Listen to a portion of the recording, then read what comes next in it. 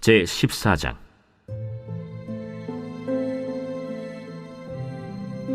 아비야가 그의 조상들과 함께 누움에 다윗성에 장사되고 그의 아들 아사가 대신하여 왕이 되니 그의 시대에 그의 땅이 10년 동안 평안하니라.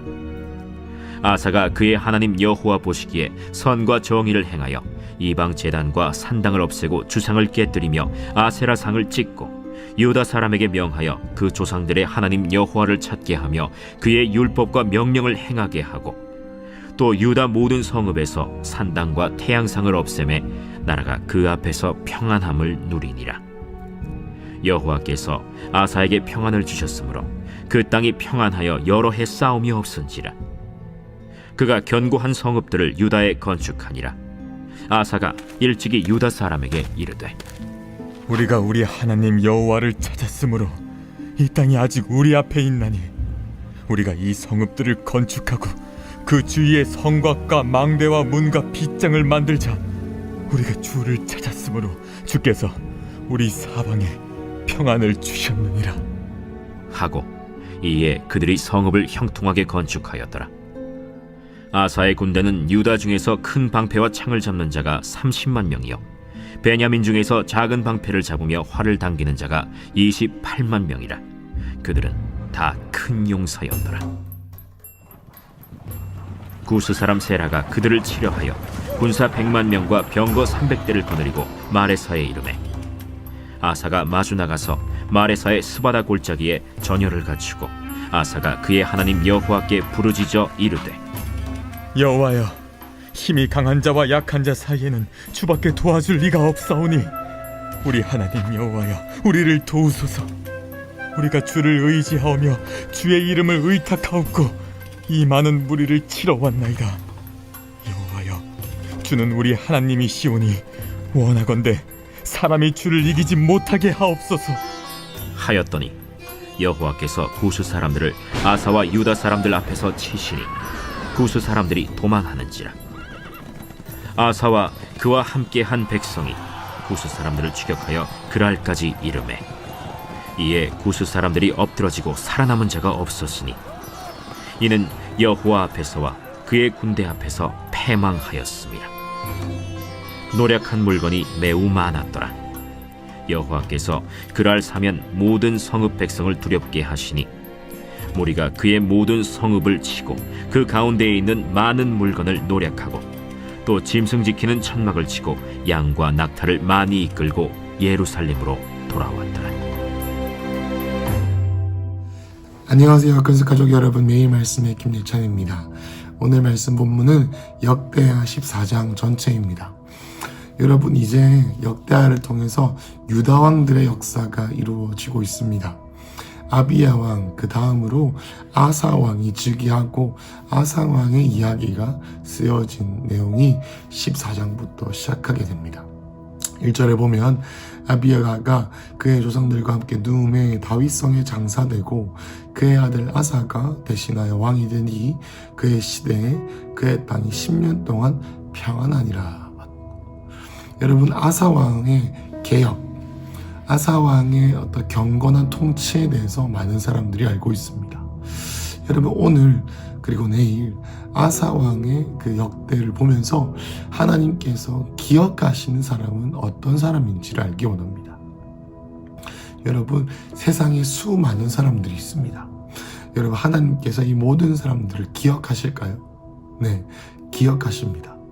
여러분, 성경에 나와 있는 수많은 인물들의 이야기는 그들만의 이야기가 아니라 오늘을 살아가는 저와 여러분들이 모델로 삼을 수 있는 사람들의 이야기.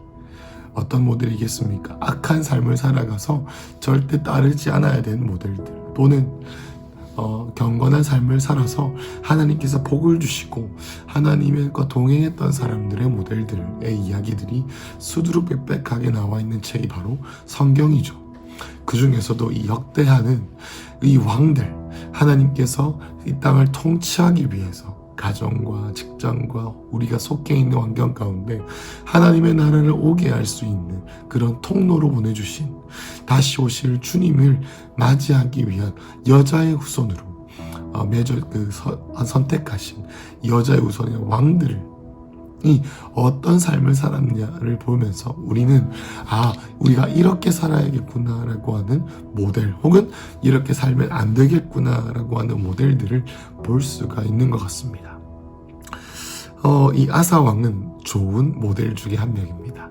우리 한번 볼까요? 2절부터 5절입니다.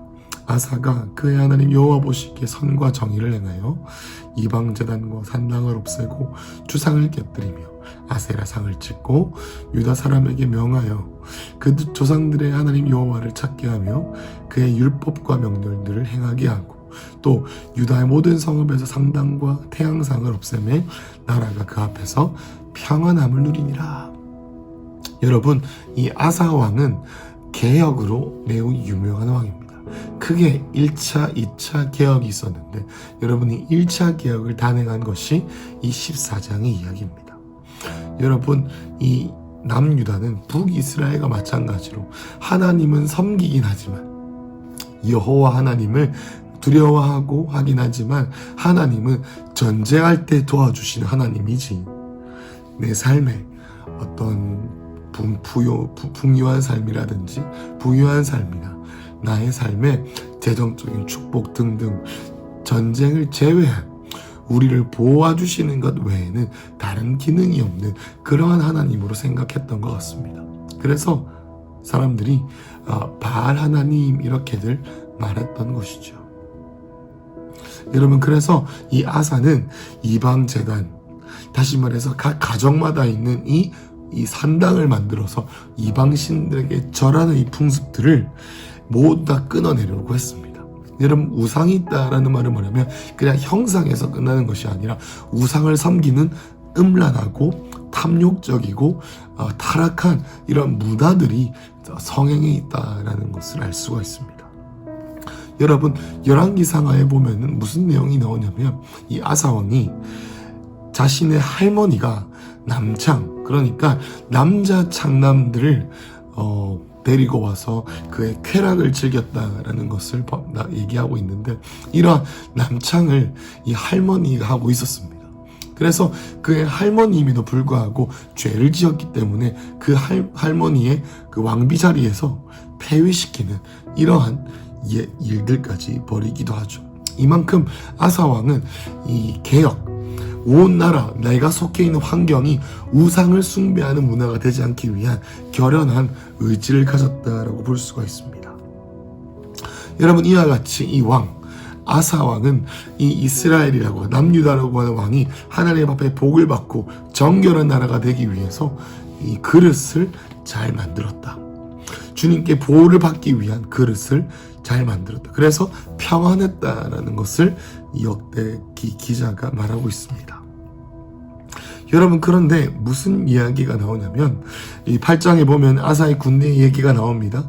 큰 방패와 창을 잡는 30만 명, 그리고 또 활을 당기는 궁수가 28만 명, 그러니까 보병 30만 그리고 궁수 28만 명, 매우 강성한 군대를 기르게 되었죠. 여러분, 그런데 어떤 일이 일어났냐면 9절에 보면은 구스, 에티오피아 사람 왕이 세라가 그들을 치려고 했습니다. 여러분, 8절에 보면은 큰 방패가 창을 잡는 자가 30만 명, 그리고 궁수가 28만, 도합 60만 정도 되는 대군이었지만 이 에티오피아가 몇만 명을 데리고 옵니까? 100만 대군에 병거가 300대. 여러분, 이 당시에만 해도 이 병거가 이 남유다에 흔치 않았던 때였습니다. 그래서 이제 전열을 가다듬고 싸울 때가 된 것입니다. 여러분, 그런데 이 아사가 뭐라고 말하는지 한번 보십시오. 잘 읽어보겠습니다. 11절입니다. 아사가 그의 하나님 여호와께 부르짖어 이르되 여호와여, 힘이 강한 자와 약한 자 사이에는 주밖에 도와줄 이가 없사오니 우리 하나님 여호와여, 우리를 도우소서. 우리가 주를 의지하오며 주의 이름을 의탁하옵고 이 많은 무리를 치러 왔나이다. 여호와여, 주는 우리 하나님이시오니 원하건대 사람이 주를 이기지 못하게 하옵소서. 하나님, 사람의 많고 적음은 주님이 결정하시는 것에 승패가 결정나니 하나님, 사람이 주님을 이기지 않도록 주님 인도해 달라고 기도하는 것입니다. 여러분이 정결한 사람, 하나님을 경외하는 사람, 우상을 숭배하지 않는 사람이 실력이 드러날 때가 있습니다. 그것은 언제입니까? 환난의 때입니다. 전쟁의 때입니다.